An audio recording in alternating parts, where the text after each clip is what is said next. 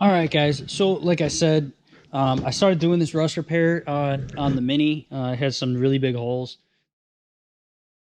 Lost a lot of the video, and I got to the stage that I am here, which is basically kind of halfway through the process if you kind of draw a line down here. And honestly, time-wise, it's probably about halfway through. I started with the car like this. And this is what it looked like with the paint on and everything. And then as I started getting into it, I basically took a screwdriver. I took a screwdriver and used my hand and literally just like punched and pinched and peeled and whatever else. Basically, just I took the car apart and punched these holes in it. So you can kind of see why I wanted to do all this. And you want to get to the point where you can do this before it gets this bad. I mean, these are big holes, and it's kind of a two-stage thing, so it's a lot of progress, or I've made a lot of progress so far, and I'm happy with how it's turning out, but I want to kind of walk you guys through the process that I did. A really good video, and I basically follow it to a T, is I followed Chris Fix's video on how to do rust repair. Mine's a little different because I have some huge holes, so I wanted to kind of show you guys what I did. Really not much different than what Chris Fix did in his, but I wanted to show you guys. So once I got to here, I had to get it down to complete bare metal. So what I did from there is I took the wire wheel and I knocked off all the surface rust and really got it down. Now you can use, I started and just kind of used 80 grit sandpaper. You really want to get 40.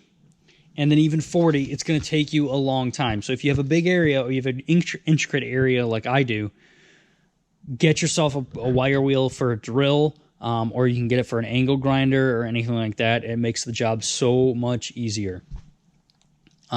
So when you're doing that, and throughout this whole process, I had a respirator on. This is a 3M basically a painting respirator. I use this one, but you don't need to. You can use a respirator like this for this whole process if you want to go cheap. This one I like because you can reuse it. You can buy these pads again. They're pretty cheap. They're about as much as buying one of these, and I think that one's more comfortable and it doesn't fog up. It wasn't fogging up my glasses and stuff as much. I also used a face shield which I was sanding just because dust and everything went everywhere, and then obviously I wore gloves. So I started with that, got it down to bare metal, and got it to this point. And then at that point, I had to start filling the holes. So I used this stuff, which is, it's Bondo branded. It's self-adhesive body patch. And it's just chicken wire. And it's got a little bit of adhesive on the back here. So when you clean up your piece in the back, it should stick enough to where you can kind of get it in your thing. So once I did that, I got the panel to look like this. And then from there, I was ready to start mixing my body filler and putting the body filler on. And so to do that, because I had these big holes, I used short strand reinforced fiberglass filler. This is really where the strength is going to come, because it's got those fiberglass strands in there. So to mix this up, you basically just kind of pour some out using the applicator, or the spreader, you get a nice big pile about, I don't know, probably 2 to 3 inches wide and about a half-inch thick. I suggest, one of the things that I ran into was I don't think I had enough of this. So I literally, once I put all the stuff that I made on, I literally had to go back and make another batch while the other batch was curing, and that's not a good idea because you only have about 5 minutes once you mix the hardener in. So I had to do it really quickly. So two things. One, get out more than you think you're going to need. And then 2, when you do it, make sure that you spread it quick enough that it's not going to start solidifying on you or it gets kind of like rubbery or whatever on you. So like I said, I started using this. Basically, I used this to fill in all those holes. I basically lathered this on really kind of thick, and got it on there because I figured it would help. Or once I put this on, the panel looked like this. And then from there, I sanded it down. I used 80 grit almost exclusively on this panel, or with this body filler, because I think it worked the best, because I was really just focused on forming it. And then you can kind of work on getting a smooth transition into the other layers. but you really don't need to. You can do it. We can do it with this. Sandpaper, get a bunch of different grits. I got 80 grit. I wish I had 40 grit. So you'll need 40, 80, 180 for sure, 320, maybe 400. And then as you get on and on, you'll get better. So you'll use this, lather it on like I did, then sand it down and get it to this point. And then at this point, you're ready to do the professional gold body filler. So this is more of your traditional body filler. That's just more for aesthetics and getting it nice and smooth. So you can use this, again, make more than you think you need, but don't put on more than you need. This stuff you want to kind of glob on, and then you can kind of form it. But this stuff, I put too much of it on the actual application. And it took me forever to sand it off. So save yourself some time, use only more than you need, firmly put the coats on, really try to dig in there. It'll eliminate a lot of the bubbles, then it'll fill a lot of the holes, or the bubble holes that you had, air bubble holes that you had for this. So then really kind of apply that on, put a couple coats on, but don't overdo it. And then with this one, I started with 80 grit to sandpaper and sanded it down. And then to get the smooth transition, I went to 180 and kind of really refined it from there. And I think that's how I got the best results. So this is what it looked like on. And then this is what it looked like after I sanded it down. And honestly, you guys can tell the difference. It looks way better just after these two steps. Now, you technically could go straight to primer from here, but I followed Chris Fix's thing here. So this is where I left off. So I'm going to show you guys now how to do this. And I'm going to start from this stage. So you mix this with the hardener, and then you put it on just like the other ones. And then this stuff is going to basically fix all the little pinholes and get it really nice and smooth, and they have a nice smooth transition. So I'm going to do this step and then follow the rest of the process. So after this, I'll do this, let it dry, and then I'll sand it down. Once I sand that down, you're ready to go to primer. Now, I chose a filler primer, again, from the recommendation of Chris Fix, because it'll help, again, fill some of those pinholes that you don't want once you go to the actual painting stage. So I did the spot putty, and then I'm going to do the filler primer. And then once you do the filler primer, then you can do the coat, the main coat, which I got my paint color, Chili Red, BMW 851. I know it's a mini, but BMW owns mini. And then I do clear coat. And one can should be enough for me. I bought another second can just in case, and I have another can of filler primer and just in case I wanted it. And then from there, we're going to wet sand it to blend it more with the other panels. So I'm going to wet sand it with, I believe I'm going to start with probably 2,000 grit. I know it comes with 1,500, but I have 2,000, 3,000, and 5,000. And that's really going to nice and blend that clear coat.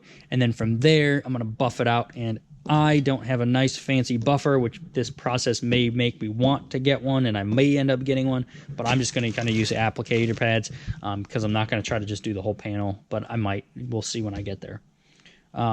So yeah, so that's basically the process. So now I'm going to start with this glazing putty, so you guys will actually get to see the last part, the whole last part. And honestly, a lot of the first part was just me sanding anyway, so it was really boring. So I mean, I'm sorry I lost the video, but hopefully I'll make it up to you with the rest of this stuff being really good, and hopefully it turns out really well. So thanks for watching. Again, click that like and subscribe, and keep watching to finish the end of this video, and you'll see how the panel turns out. Okay, so the first thing we're going to do is we have to mix this glazing putty with the cream hardener. Now, I think there's an older version or a different version of this glazing putty where you don't have to do this. This is already pre-mixed in. But luckily, I was reading the instructions, which you should do when you're mixing with this stuff, because it'll tell you how to do it correctly. This stuff said that you had to use the hardener. So what I'm going to do is mix some up. And so this will be a good opportunity for me to show you guys kind of how that does. Again, I just have parchment paper on a cardboard box with some tape down. This is going to work fine. You just don't want a non-absorbent surface. If you want to buy a sheet or a professional sheet, that's fine. And you just need a spreading thing. I probably should clean this up better, but like I said, I'm not trying to do a totally professional job here. Just trying to work it. You want to have your respirator on and gloves, obviously, because you don't want this stuff getting around. And this stuff has some harmful some harmful chemicals in it, so the inhalation could hurt you.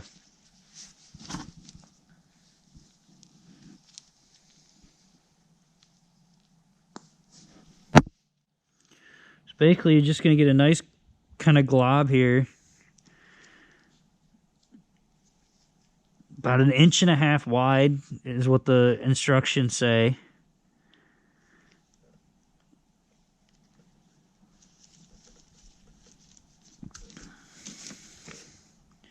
One-inch diameter circle of putty, then squeeze out a 1/2 inch strip of bead cream hardener.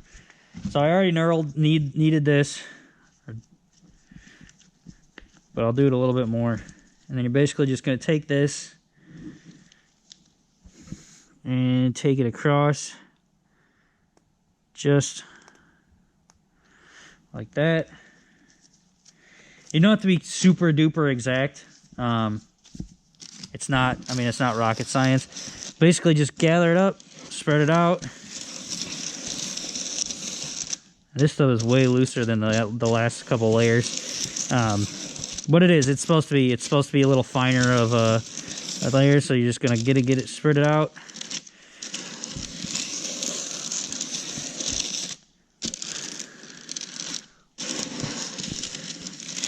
You just wanted to get it to the point where it's kind of a one uniform color.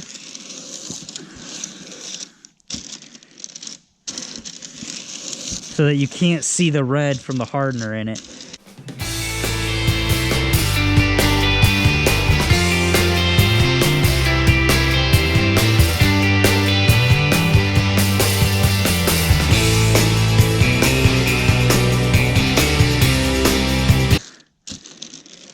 And spread it out, and you want to spread it out kind of thin because it'll give you a little bit more working time when you go to use it.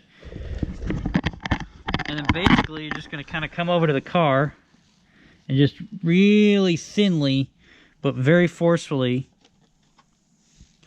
kind of just spread this on to get it into some of these, just to fill in all the pinholes.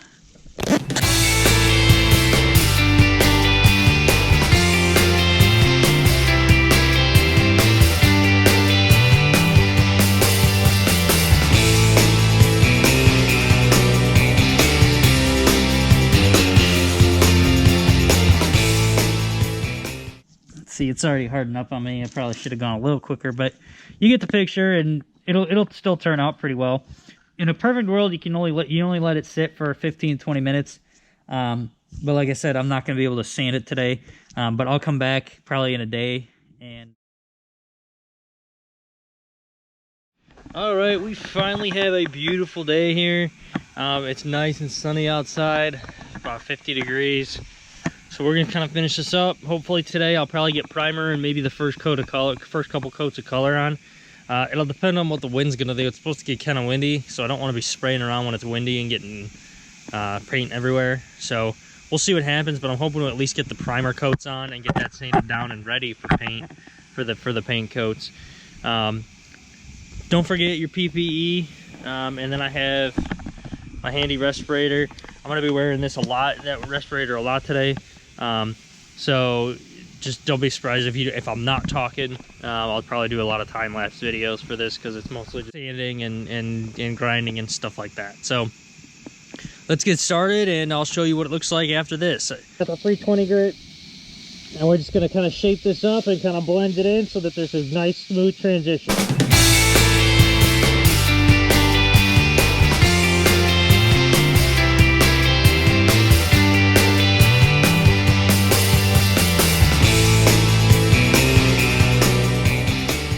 Alright guys, it is all done and it is looking pretty good. I'm pretty happy with it. Couple of things that I ran into was, one, make sure that you don't use as much of or too much of the putty. I ended up having to go back and using the 220 grit to kind of get that shape, which turned out really well actually. I used that and then finished up with the 320 grit. And then so I did notice a couple of holes. I had a hole right here that I'm still kind of finishing up. and then a couple other little pinholes in and around here. So what I basically did is I had to make another batch of the glazing putty and then just kind of build up some layers in those holes. I think it's looking pretty good. I got to sand it down a little bit more. But once we sand that down, then I'm going to start basically taking all this masking off and replacing it with new stuff. Actually, I might just go over this stuff with new stuff. I just don't want all the dust and things that is on this to end up getting in the paint. Even though we're just doing the primer today, I don't want to... I just don't want to get it dusty, and then I'll have like little orange peel and stuff like that. So that's what I'm going to do next. So the next time I show you, I'll show you actually spraying the primer on there. All right, guys. I am now going to spray the filler primer. And this is going to help fill in some of those pinholes or some other holes that we can't see. I'm going to start with kind of a thin coat to start off. I have the car all masked off. Just be careful, take your time, be in a nice area. You don't want to be too windy. It is kind of windy here today, but I'm going to make it work at least for the primer, and then I'll probably end up having to do the color tomorrow. But it's a good idea to make sure you have everything masked off, make sure it's secure, so that if it does get windy, it doesn't blow away on you. And again, I'm just doing this in an open parking lot, nothing fancy. Yeah, so let's get some color on here.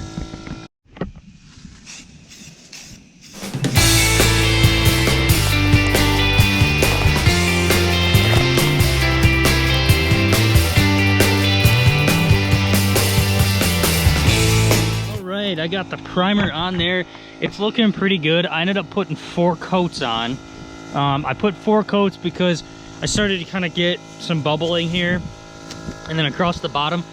Part of that, I think, was I was in the shade. In the morning, it was sunny over there, so it was hotter. But I think because I ended up in the shade, it got a lot cooler, and it was taking a lot longer for the primer to actually dry. I'm not too concerned about it, mainly because I'm going to be sanding it down anyway, and I'm going to smooth it all out. So there's really no harm done. I'm not, like I said, I'm not too worried about it. I may put one more coat on just to see if I can coat it off, and especially because I already know I'm going to be sanding. If it turns out that I sand it down and I feel like I still need to add another coat, I may sand it down farther, and then I may recoat it with primer. Honestly, no big deal. I mean, it happens. Again, you got to take your time and be willing to make it good. I'm gonna let it dry for a couple hours, and then I'll come back and see how it looks, and maybe start taking all the tape off. Okay, so we're gonna put the color on today, but I had a teaching moment or a learning moment. So you see here, there's kind of 2 shades. This is where I scuffed in past the primer. This is where the primer was, and then this is where the end of my sanding was when I went down to bare metal or went down to the primer level. So I figured out why. So I had too big of an area kind of masked off for doing the primer. So because you can kind of see the scuff marks here, you really don't want to go past where you scuffed, because if you don't, because this is all like good clear coat basically. So the primer did not stick very well. And when I was using the pre-paint prep spray, I noticed that some primer was coming off, and I was like, oh, that's weird. And then I started thinking about it, and I was like, oh, I sprayed primer right over my clear coat because I didn't scuff that far. So not a big deal. What I just got to do is scuff like it is over here. I got to scuff this area here and kind of reblend the primer in here, but it should all be good. No big deal. Just a little extra, you know, scuffing and sanding. So I'm gonna finish that off, finish doing the inside, and then we're gonna do the color. Okay, so we now got, I fixed up all the primer stuff here, so I think we're good to go. I'm gonna start putting color on. I'm gonna try to be as light as I possibly can the first couple, and go from there.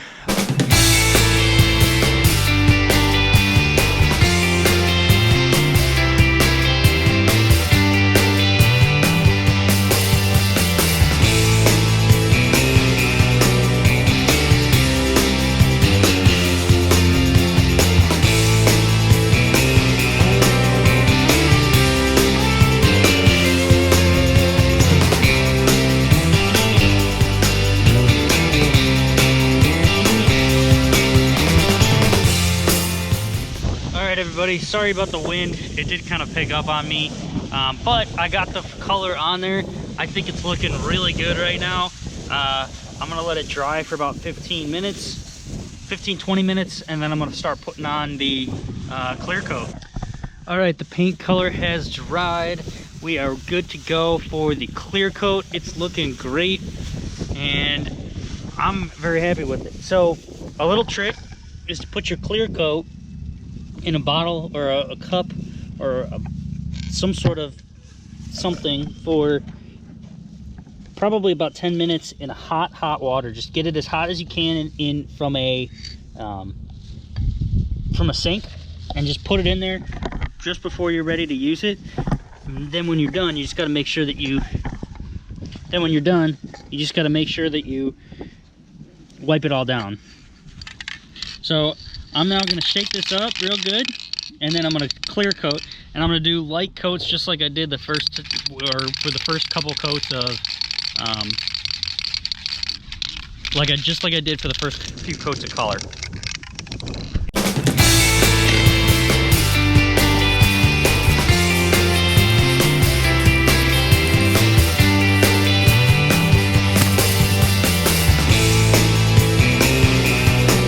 I did 4 coats of clear coat. It's not perfect, obviously, but I am going to wet sand it down in a little later, or in a couple days. So I'm not too worried about that, but just check it out. It's looking really nice, guys. I mean, I'm not a professional painter, and again, I spent maybe $150 on all my stuff that I can use multiple times. So I'm pretty happy so far with how it turned out. I just put the last coat on, so what I'm going to do is I'm going to let it dry out in the sun for, I don't know, 15-20 minutes. Then I'm going to take all the masking stuff off, and then I'll come back and show you guys again what it looks like, and then I'm going to let it sit for probably 2 to 3 days, maybe more than that, honestly, maybe a full week, just because I don't know if I'll get to it right away. Yeah, and then we'll go from there. But overall, pretty nice job. I mean, I think the color's going to match pretty good, actually, so I'm excited. Yeah, so let's get this masking off, and then we'll wrap up. All right, guys, everything is off. It looks so good. I definitely have some orange peel, but again, I'm gonna wet sand this all down, and it's gonna look 100% better than when I started. You can see a little bit of cloudiness from the clear coat, but again, I can wipe a lot of that away, and then when I wet sand it, it should blend really nicely into this cold quarter panel here. I mean, just look at that. That is just, you can hardly tell that I did anything to this color. This looks very good. I'm very happy with this. It looks awesome. I'm gonna let it cure, and then hopefully soon I'll get out and be able to drive it. I'll put the bumpers back on and everything, or we might just start our next project, who knows. But thanks for watching, guys. I hope that you guys enjoy it. I'll do a follow-up video on how I blend all this in, and then so you guys can see that one. But overall, I'm really happy with how it turned out. Thanks again for watching, and stay tuned for more videos. Thanks. Bye.